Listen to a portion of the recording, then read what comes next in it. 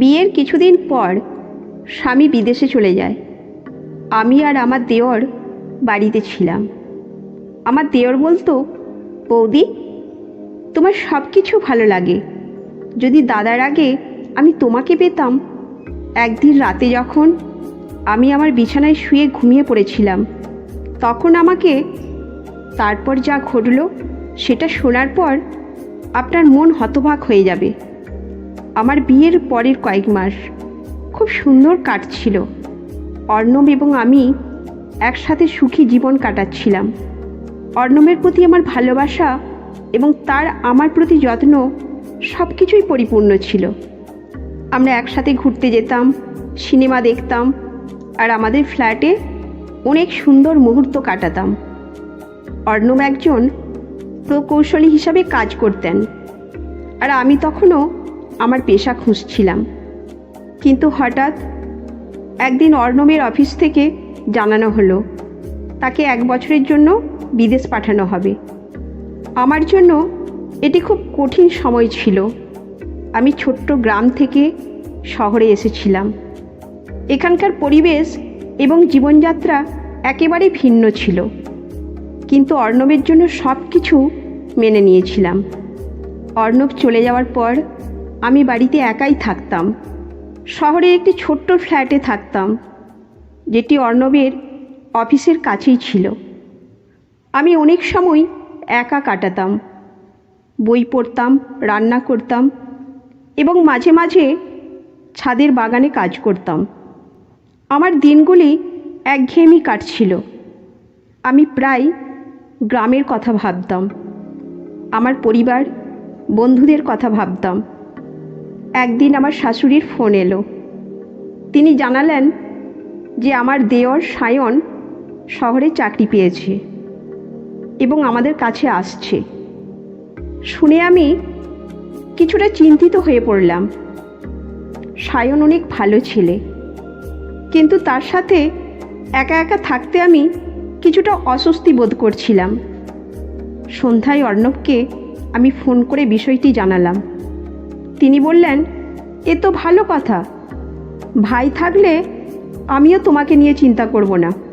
আমি বললাম, কিন্তু আমি একা একা তার সঙ্গে একই বাড়িতে থাকবো কি করে?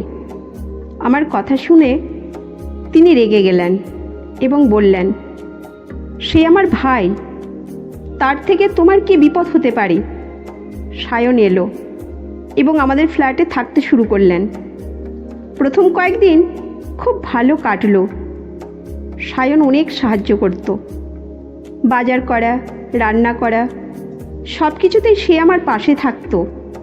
তার হাসি, তার সরলতা সব কিছুই খুব ভালো লাগতো। সায়ন এলে প্রথমে সে তার হাসি দিয়ে আমাকে মুগ্ধ করে ফেলল। সে সহজ সরল এবং খুবই বিনয়ী। আমাদের ছোট্ট ফ্ল্যাটের ছোট্ট রান্নাঘরে সে আমাকে সাহায্য করতে চাইল। প্রথম দিনেই সে বাজার থেকে কিছু তাজা সবজি এবং ফল নিয়ে আসলো। আমি অবাক হলাম, কারণ সাধারণত ছেলেরা এই ধরনের কাজ করতে চায় না। সে খুব আনন্দের সঙ্গে সব কাজ করত এবং সবসময় আমার প্রয়োজনের কথা মাথায় রাখত। তার সাথে কথা বলতে ভালো লাগতো। তার হাসি এতটাই সুন্দর ছিল যে আমি তার সাথে অনেকক্ষণ সময় কাটাতে চাইতাম। তার সাহায্যের মধ্যে ছিল সবজি কাটাকাটি, রান্নার প্রস্তুতি নেওয়া, এমনকি বাসন ধোয়া পর্যন্ত। আমি মনে মনে ভাবতাম, এমন দেওর পেয়ে আমি কতটা ভাগ্যবতী। সে কখনো অভিযোগ করতো না, বরং সব কিছুই হাসি মুখে করত। সায়নের এই সাহায্যগুলো আমার প্রতিদিনের জীবনকে অনেক সহজ করে তুলেছিল। আমাদের মধ্যে বন্ধুত্বপূর্ণ সম্পর্ক গড়ে উঠল, যা দিনে দিনে আরও গভীর হলো। কিন্তু এই সহজ সম্পর্কেও কিছুটা অস্বস্তি অনুভব করতাম। মাঝে মাঝে আমি লক্ষ্য করতাম সে আমার দিকে কিছুটা অন্যরকমভাবে তাকিয়ে থাকে, যা আমাকে অস্বস্তি বোধ করাতো। তার দৃষ্টি ছিল কিছুটা দীর্ঘ এবং গভীর, যা আমি এড়াতে পারতাম না। আমি প্রথমে ভাবতাম হয়তো আমি ভুল ভাবছি, কিন্তু দিনে দিনে তার এই দৃষ্টি আরও স্পষ্ট হয়ে উঠল। একদিন দুপুরে আমি রান্নাঘরে কাজ করছিলাম। সায়ন হঠাৎ এসে পেছন থেকে আমার কাঁধে হাত রাখল। আমি চমকে উঠলাম।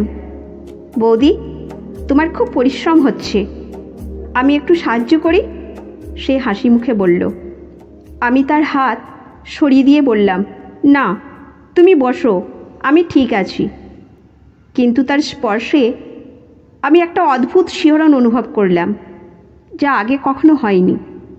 তার চোখে এক ধরনের খেলা ছিল, যা আমাকে আরও বেশি অস্বস্তি বোধ করালো। এরপর থেকে আমি সায়নের সঙ্গে আরও বেশি সাবধান হতে শুরু করলাম। তার চোখের দৃষ্টি, তার কাছাকাছি আসার চেষ্টাগুলো সব কিছুই আমাকে অস্বস্তি এবং কৌতূহল জাগিয়ে তুলল। তার এই পরিবর্তন আমাকে বিভ্রান্ত করে দিল।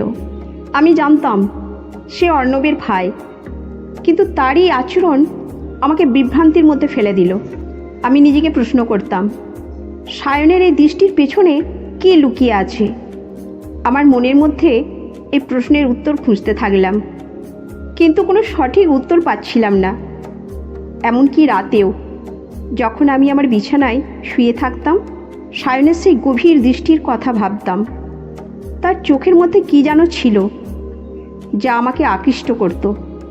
আমি নিজেকে বোঝানোর চেষ্টা করতাম, এটি হয়তো আমার মনের ভুল, কিন্তু তার প্রতিটি স্পর্শ, প্রতিটি কথা আমাকে এক অদ্ভুত অনুভূতির মধ্যে ফেলে দিত। আমাদের এই নতুন সম্পর্কের গতিপথ ঠিক কোন দিকে যাচ্ছে তা আমি বুঝতে পারছিলাম না। সায়নের এই পরিবর্তিত আচরণ আমার জীবনের শান্তি কেড়ে নিচ্ছিল, কিন্তু তবুও তার প্রতি আমার এক অদ্ভুত আকর্ষণ তৈরি হতে লাগলো, যা আমি অবদমিত রাখতে পারছিলাম না। একদিন রাতে বাড়িতে কিছু চোর ঢুকে পড়ল। আমি আর সায়ন একসাথে ছিলাম। চোরেরা এসে আমাদের জিনিসপত্র লুট করার চেষ্টা করলো। তারা সায়নকে আটকে রাখলো এবং আমার সাথে খারাপ আচরণ করলো।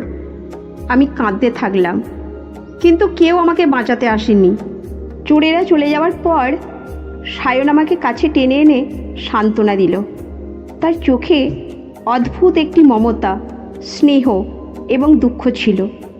বৌদি, আমি পারিনি, কিন্তু আমি তোমার পাশে আছি, বলেছিল সে। তার কণ্ঠে এমন এক ধরনের কষ্ট ছিল যা আমাকে গভীরভাবে ছুঁয়ে গিয়েছিল। এই ঘটনার পর সায়নের কাছে আসা এবং তাকে জড়িয়ে ধরা আমার জন্য সহজ হয়ে উঠল। তার প্রতিটি ঘনিষ্ঠ মুহূর্তে আমাদের সম্পর্কে গভীরতা বাড়তে থাকলো। আমরা একে অপরের কাছে আগের মতো আরও বেশি আসক্ত হয়ে উঠলাম। সায়নের চোখের দৃষ্টিতে ছিল একটি আলাদা ধরনের প্রণয়, যা আমাকে অবাক করে দিয়েছিল। একদিন সন্ধ্যায় সায়ন আমার পাশে বসে আমাকে তার হৃদয়ের কথা জানালো। বৌদি, আমি জানি যে তুমি এই সময়ে অনেক কষ্টে আছো, কিন্তু আমি তোমার জন্য এখানে আছি।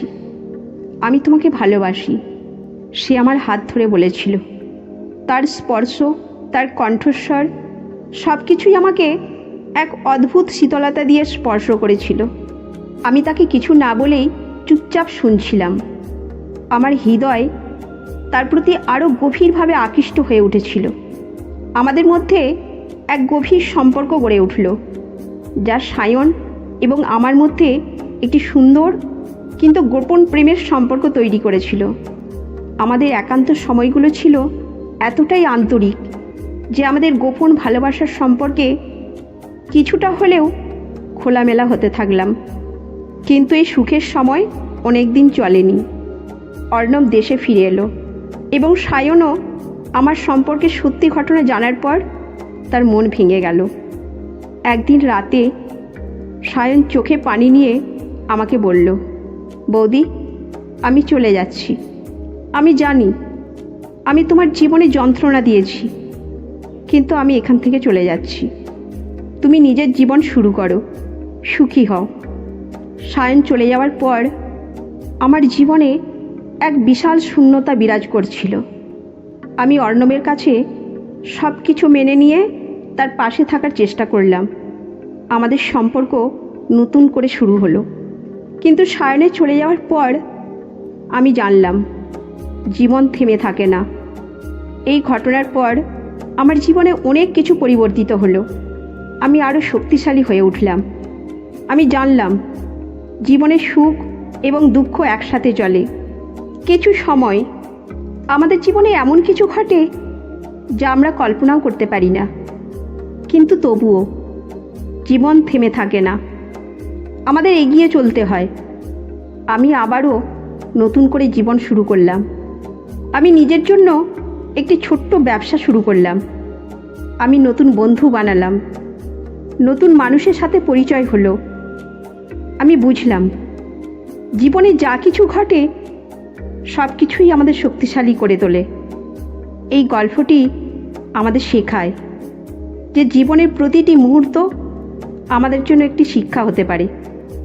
আমরা যখন জীবনের কঠিন পরিস্থিতির সম্মুখীন হই তখন আমাদের হতাশ না হয়ে দৃঢ় থাকতে হয়। জীবন একটানা চলতে থাকে এবং আমাদেরও এই চলার সাথে সাথে এগিয়ে যেতে হয়। সম্পর্কের মূল্য বোঝা, মনের দুঃখ বেদনাকে কাটিয়ে ওঠা এবং নিজের নতুন জীবন শুরু করার সাহস আমাদের জীবনে গুরুত্বপূর্ণ শিক্ষা। এটাই ছিল স্বপ্নভঙ্গের গল্প। আশা করি আপনারা সবাই এই গল্পটি পছন্দ করবেন। আমাদের জীবনে অনেক সময় এমন কিছু ঘটে যা আমরা কল্পনাও করতে পারি না, কিন্তু সেই সময় আমাদের শক্ত থাকতে হয় এবং নতুন করে জীবন শুরু করতে হয়। ধন্যবাদ সবাইকে। আশা করি আপনারা এই গল্প থেকে কিছু শিখতে পারবেন এবং জীবনের প্রতিটি মুহূর্তকে উপভোগ করবেন।